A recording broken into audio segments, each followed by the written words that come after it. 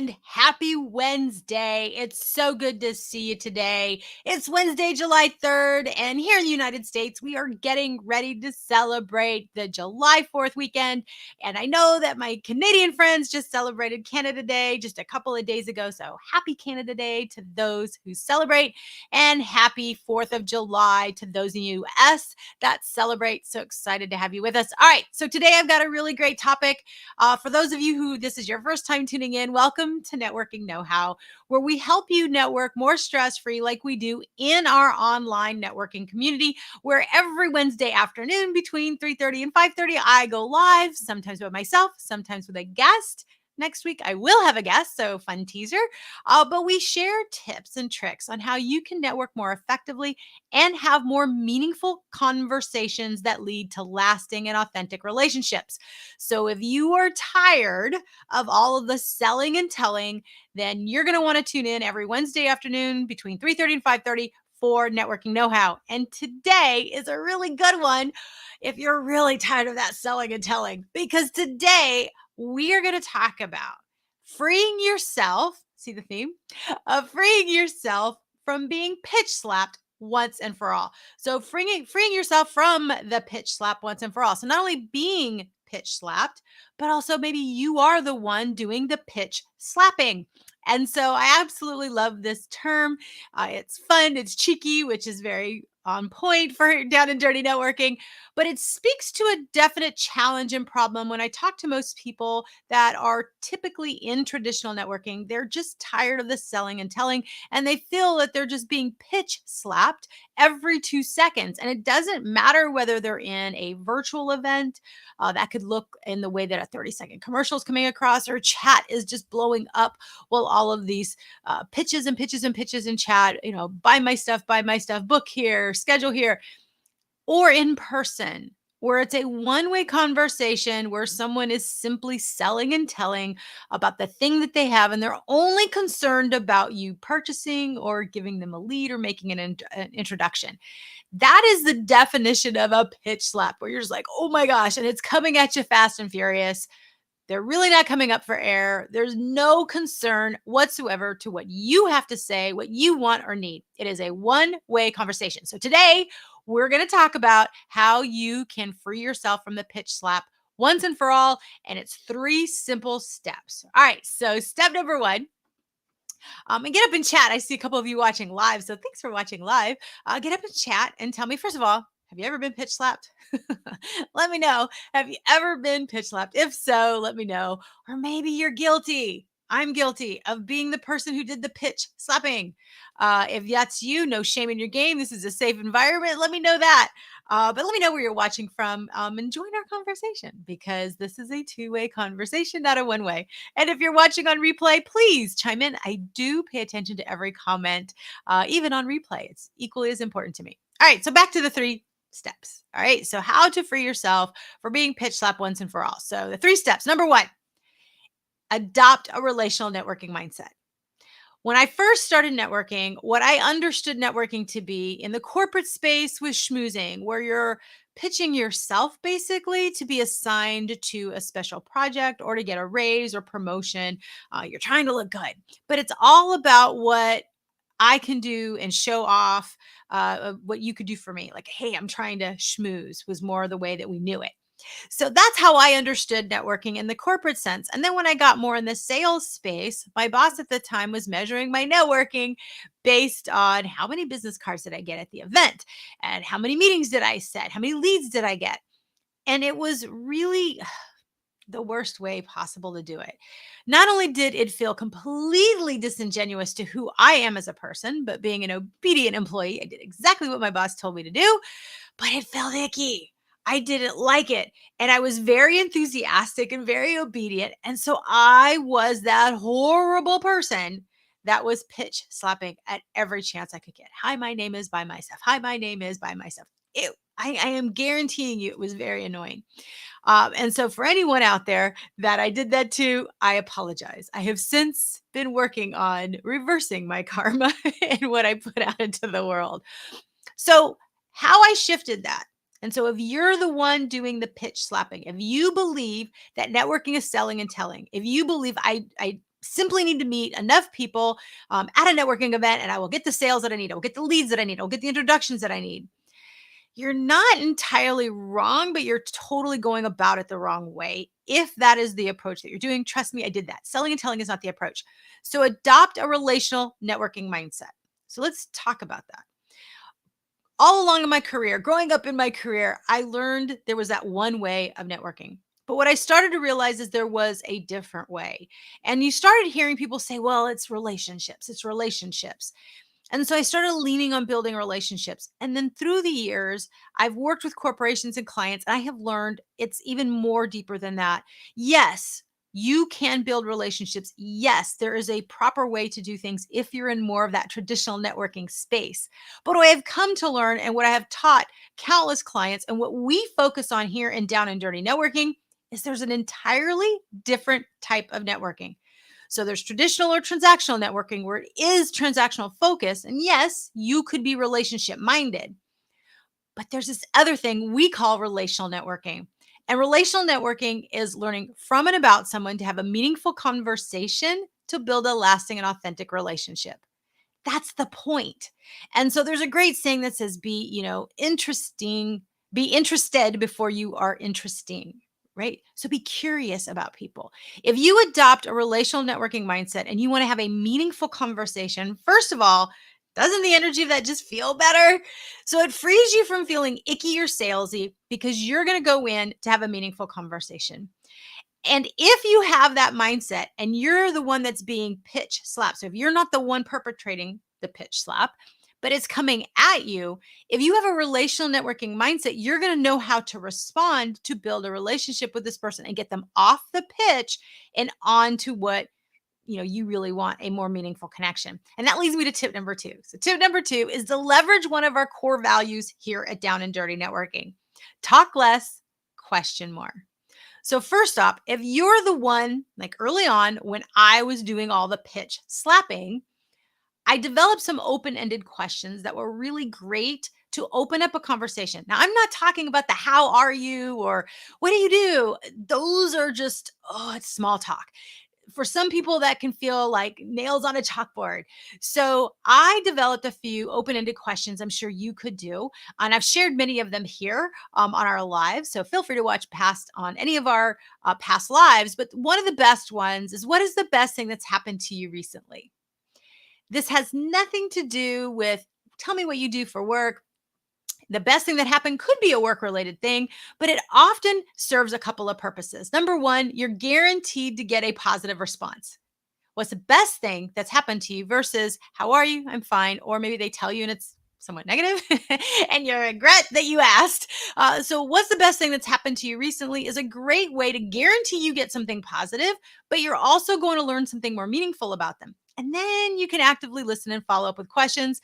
And we went over that in our last week's live. So if you want to know a little bit deeper dive how you can really improve your communication, go back and watch last week's live, and you'll be able to make sure you're not making any of those communication mistakes and how you take this question to the next level to really have a more meaningful conversation. But that's a good start. But what if you're the one that's being pitch slapped? If that's happening and they're just firing, one of the great things is to ask a question. And so one of the questions that I love to ask is, um, so tell me, I can tell you're really passionate about what you do. What's something that you're an expert at that you don't do for work, that you don't use on this job? What are you an expert at that you don't use for your job? It is a fabulous question to get to know more about people, and you get to learn what they're an expert at. So now you know something that they're really good at, and you can go deeper with your questions, but also they become a resource for you because if you ever need that expertise, now you know who to go to.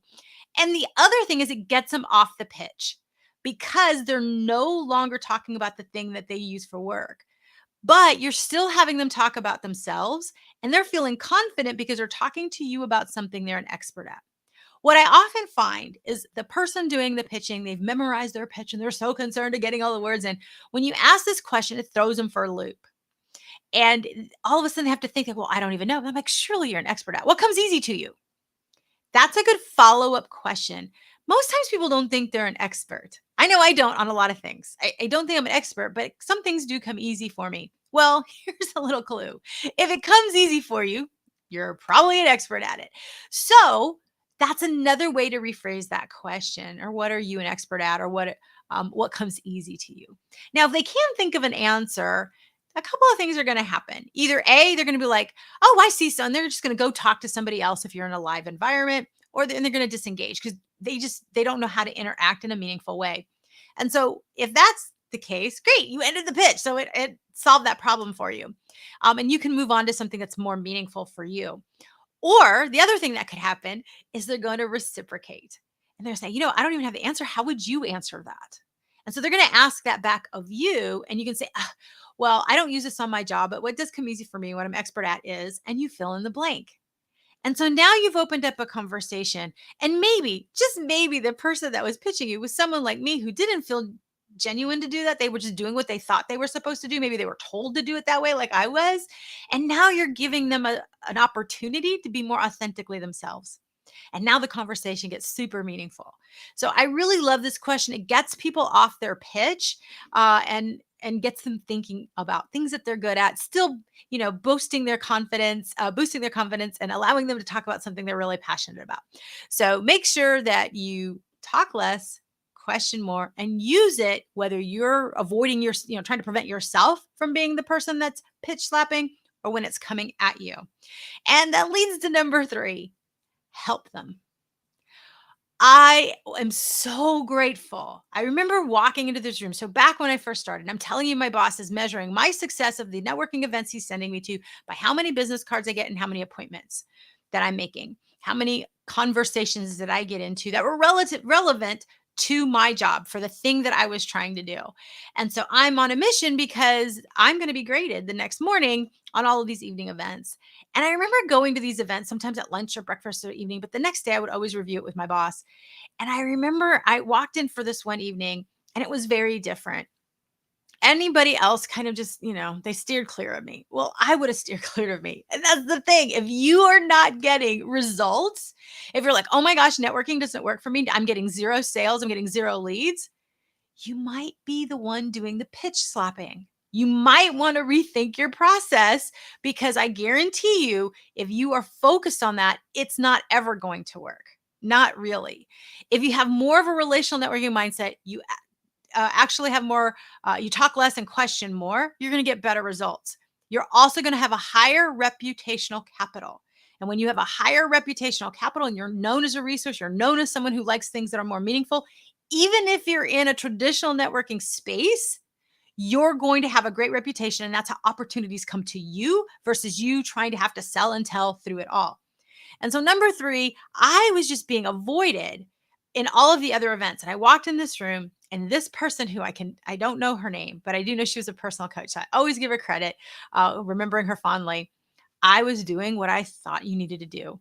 And of course, people were like mingling, and I felt it was clicks and I was the new person. In hindsight, they were running from me because I was selling them to death. I was pitch slapping them. And she just says, you know what? I'm so glad you're here. And she says, how did you find us? She asked a couple other questions to get me off the pitch. So she asked questions just like I'm giving you in step 2. But then she says, you know what? I've been a member of this organization for a while. Let me help you get the best use of your time here. And so she went around and introduced me to people, and she shared what she had heard me say. So for example, if you knew I was an expert at something, if you say, hey, ideas come easy to Laura. She says this is really easy for her and marketing's really easy for her. Oh my gosh, you have been talking about needing some marketing. Why don't you guys have a conversation? Now, at the time, marketing came easy to me, but that wasn't my job. And I said, what comes easy to me is being able to create sales promotions and come up with generate ideas. I think that is something that I did say. And so she introduced me in that fashion, and we had a totally different conversation. And then she'd listen, she'd talk to other people, and then let me talk. And then she goes, okay, Laura, I think you've been talking to so-and-so. I've got someone else I would like you to meet. And she would move me to the next person, doing the exact same thing, giving a great endorsement, but starting the conversation off for me that had nothing to do with my job, so that I was off the pitch. I was on to something that was a little bit more meaningful. Well, I'm all about connecting. I'm all about having more meaningful. So it took me out of that very awkward state, that very disingenuous state, that very inauthentic state for me. And I felt so much more comfortable. And I was enjoying it so much more. And I was having meaningful conversations, and nobody was running away from me anymore. When I'm driving home from this event and I'm, reeling in my brain and debriefing what went right and what didn't, I realized, oh my gosh, this woman actually corrected me in a really gentle way. Instead of telling me, oh, this doesn't work, or just running away from me, she very strategically guided me to introduce people and ask me questions, and then use that information to start those conversations with the people to show me the most effective way to use the room, the most effective way to get the most bang for my buck in that room. And I so appreciated that. And that is where I started learning there is this other way of networking called relational networking. And it's when I started to really develop this approach that we are founded on here in Down and Dirty Networking. We are 100% relational networking. We do not allow sales pitches or 30-second commercials. We curate meaningful conversations in our events, and we do all the heavy lifting. So, just like that woman was going around doing the heavy lifting for me and introducing me and giving me topics of conversation, we do that. And that's the format of our events. They're fun and they're not mind numbing. And so, this is how you get rid of the pitch once and for all. So if you want to avoid pitch slapping and being the one who does it or the one who's receiving it, those are the 3 tips I'm going to tell you. So let me know in the chat if you love this. I can still see some people watching live, so I really appreciate you. And if you're sitting there going, oh my gosh, Laura, I think I've been pitch slapping everybody, you're okay. Now, what if you were like me? At that moment, my dad was sick. I was the financial breadwinner. And so money was an issue for me. And so I was really focused on the dollar. If that's you and you're like, yeah, but Laura, I really need to make some money. I promise you, you will attract more opportunities with relational networking mindset and taking the relational networking approach than if you do more of the selling and telling. I promise you. Now, if you don't believe me, I've got a great resource. Drop the words, Laura, I need help. Just drop the words help, or message me a private message and let me know what it is that you're working on. And I will show you the step by step approach that I did and give you a framework that will get you what you need, but in a way that's more genuine and authentic for you without having to feel all salesy and like people say at networking. When I ask anyone what they think of networking, especially in the selling and telling space, they're like, it drives me nuts. So here's how you can free yourself from the pitch slap, still attract the things that you want, raise your reputational capital, and absolutely enjoy what it is that you do. So just to recap, you want to make sure, number one, you embrace a relational networking mindset. Number two, you want to talk less, question more. And number three, you want to help them. It is the easiest way for you to be able to be known. Very quickly after I started doing more of that networking and learned to get off the pitch slapping, because I had figured it out. Anybody who showed up and did the pitch and sell and tell, they'd be like, Laura, I think you need to help this person. And I would call them up and say, hey, I understand you were there, and so and so introduced us, and I feel like they think I can help you. And so they would come at me with their pitch generally. Never mind the question I would ask them. What's the number one challenge? What's your number one objective with networking? They would say selling. I say, okay, would you mind if I give you a couple quick tips? Here's what I learned the hard way. Here's how I can streamline this process for you. And it was so interesting. People actually thought that at the time I was a networking coach, and I wasn't. I just had learned the hard way. And so it's no surprise that fast forward for double digit years, I was teaching corporations. So for 16 years, I taught companies and entrepreneurs how to network. And now I've created Down and Dirty Networking, where there's a community where you can just experience what it's like. Instead of having to sift and sort through all the people that are pitch slapping you, we remove all of that and we give you that safe space in our community. And so I've opted, instead of continuing to train for it, to actually create the experience that I was missing and that I knew could exist, and have a more meaningful approach, more of a mini mastermind kind of experience. But it all starts with the mindset, because I believe networking is a skill and activity and a mindset. And if you have a selling and telling mindset, if you have a pitch slap mindset, you're going to repel people. And so I really hope this is helpful. I hope this gives you some guidance so that you can pivot off being the seller and teller, but still being able to be seen and known and attract opportunities versus having to chase them. And then for those of you that have been in the networking space for a while and you're like, oh, I'm so tired of the pitches, here's how you can get off of them.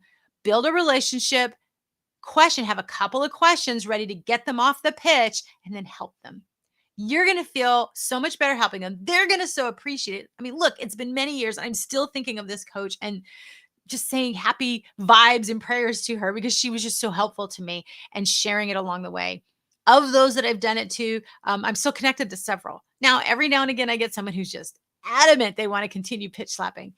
They go ahead. You can go ahead and do that. That's up to you. But I'm going to tell you, you'll be much more effective if you choose a more relational approach.